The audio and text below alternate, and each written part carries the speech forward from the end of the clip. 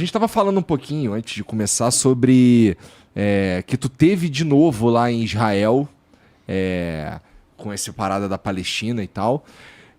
E, cara, uma das coisas que eu mais tenho dificuldade em saber o que tá de verdade acontecendo é essa guerra, é essa parada. Por quê? Rolou isso tudo. Eu lembro que eu fiquei bastante assustado com as primeiras notícias dos caras invadindo e matando um monte de gente, não sei o quê. Aí depois eu conversei com 2 judeus sionistas. Depois eu conversei com 2 descendentes. Acho que um é palestino mesmo e o outro é descendente palestino. Trocamos uma ideia aqui também. Depois eu conversei com um cara que é filho de um dos fundadores do Hamas. É mesmo? Veio pro Brasil, cara? Veio pro Brasil. Sim. Como é o nome dele, cara? Mossab. Sim.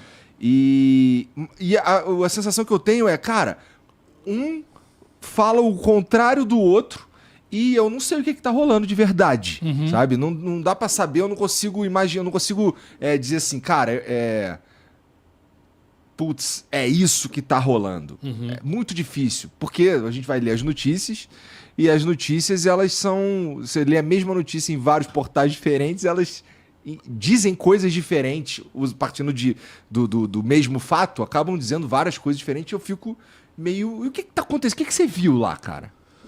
Olha, quando a gente fala desse conflito, né, israelenses e palestinos, a gente pode ir para trás na história muito. Muito. Né? Então, talvez, a gente pode no papo voltar um pouquinho, mas voltar para o agora, o que a gente teve? O que fez com que o mundo soubesse do que estava acontecendo recentemente foi o ataque do Hamas no dia 7 de outubro. Quer dizer, foi realmente o absurdo, né, do ataque e mais de 1.000 mortos, enfim, e estupro, e barbaridades do que a gente sabe que o terrorismo é capaz. Né? E a partir dali, né, uma guerra que continua até hoje, estamos falando em 3 meses, aí, passando de 3 meses já. Que ofuscou um pouco a guerra da Ucrânia também, né? Sim, ofuscou demais, porque é curioso que tem guerras que matam muito mais gente, mas quando a gente fala em Israel e Oriente Médio também ali, nós estamos falando da raiz das 3 maiores religiões do mundo. Então existe naquele lugar ali uma história que transcende pessoas, né? Isso tem um lado muito ruim, porque a partir desse momento as pessoas começam a pensar em outras coisas que não são simplesmente estão matando gente. Mulheres, crianças, homens, quer dizer, idosos, quer dizer... E começa a se pensar em outras coisas, em bíblias, em torás, em Alcorão, sabe? E aí a coisa meio que foge um pouquinho de uma lógica humanitária, que é o que seria para você viver num lugar onde se mata de uma maneira tão constante, né? E o tempo todo e há tanto tempo. Né? Então, a partir, digamos assim, desse primeiro ataque, desse ataque do Hamas, quer dizer, que foi uma surpresa para os israelenses, quer dizer, que quando você vai lá e conversa com eles, realmente há um incômodo muito grande com algo que eles tem uma reputação muito boa, que é a parte de segurança de Israel, e que falhou completamente. Existem alguns argumentos que não estou dizendo que eu concordo ou não. Na verdade, eu acho até um pouco teoria da conspiração. Sim. Mas eu já ouvi argumentos que os caras do poder de Israel sabiam do ataque, mas seria interessante deixar rolar para justificar um contra-ataque. Eu fico, nossa, isso é meio do mal. Sim. Né? Eu, digamos assim, eu acho a teoria de conspiração sempre complicado, porque tanta gente tem que saber que alguém tem um vizinho, alguém tem um melhor amigo, alguém tem um padre, e aí você conta a história e o cara também tem um melhor amigo e acaba vazando. Então eu não... Agora, existiu, de fato... Gaza sempre foi muito monitorada, com drones o tempo todo, com imagens, com câmeras, quer dizer... E o trabalho de grande parte desse monitoramento era feito por mulheres. E isso está provado, isso já está como numa discussão que será feita na sociedade israelense quando a guerra acabar. Quem foi culpado desse erro enorme, né, que causou essa dor toda? E parece que não levaram a sério denúncias de várias mulheres militares que estavam monitorando com aquela coisa de mulher que está vendo, sabe? Um desmerecimento ao papel feminino. Olha que interessante, não sabia na disso. área de segurança. Isso já está provado que existiram várias denúncias. Olha, está tendo ensaio, tem gente atacando a cerca organizadamente, como se fosse preparando algo. Isso existiu. Isso não é teoria de conspiração. Tá? E aconteceu, ainda assim. A partir daí, a resposta, e eu fiz reportagem sobre isso, quer dizer, a irracionalidade, de certa maneira, da resposta israelense em termos da brutalidade é inegável.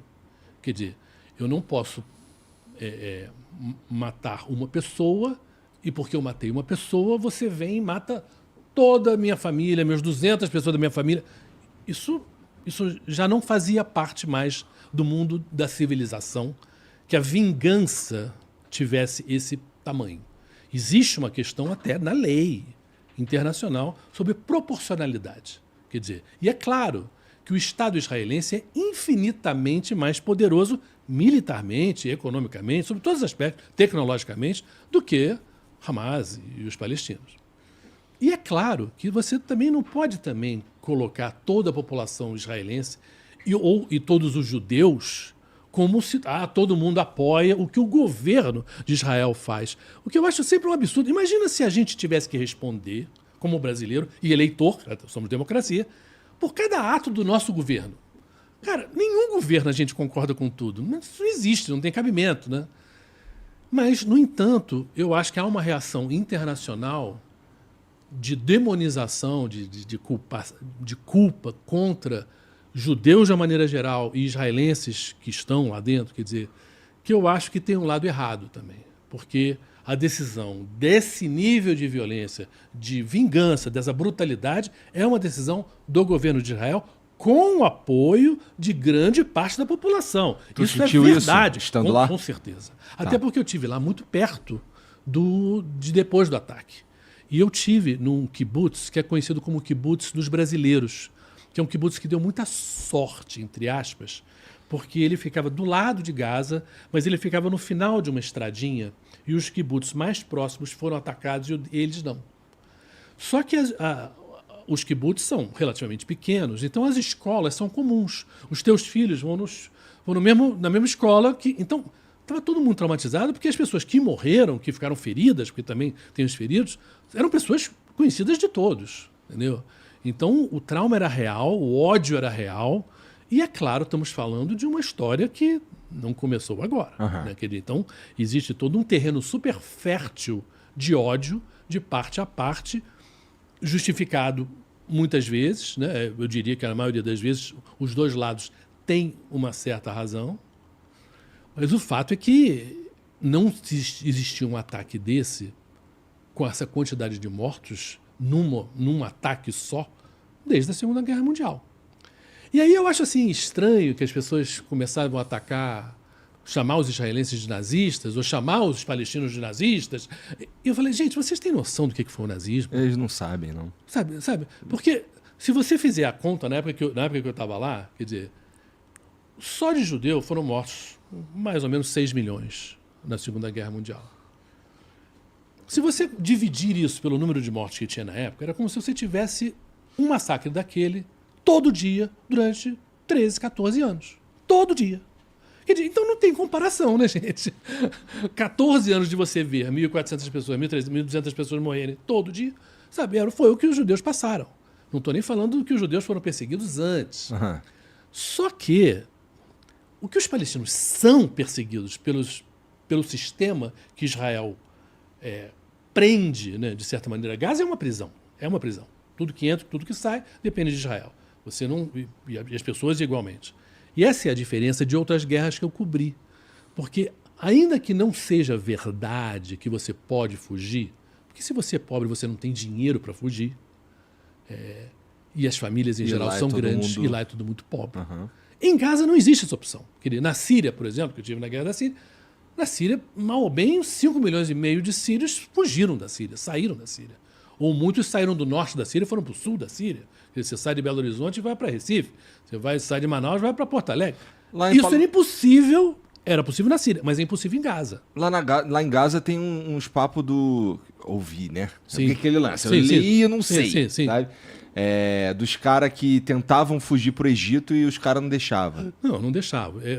As pessoas têm uma ideia que Gaza tem fronteira com o Egito também. Agora, o Egito, por que o Egito não deixou as pessoas fugirem para lá? Porque o governo israelense queria que as pessoas fugissem para lá. E depois não voltariam nunca mais. Quer dizer, a quantidade de palestinos fora, que saíram depois da Segunda Guerra Mundial, quando o país Israel passa a existir, que depois de uma guerra que existiu, é grande. Você vai para Beirute, está cheio de palestinos. Você vai para a Síria, está cheio de palestinos. No Jordânia, obviamente, tem metade da população é palestina. Então, existe o interesse do governo de Israel de que as pessoas saiam. E não voltariam. Entendeu?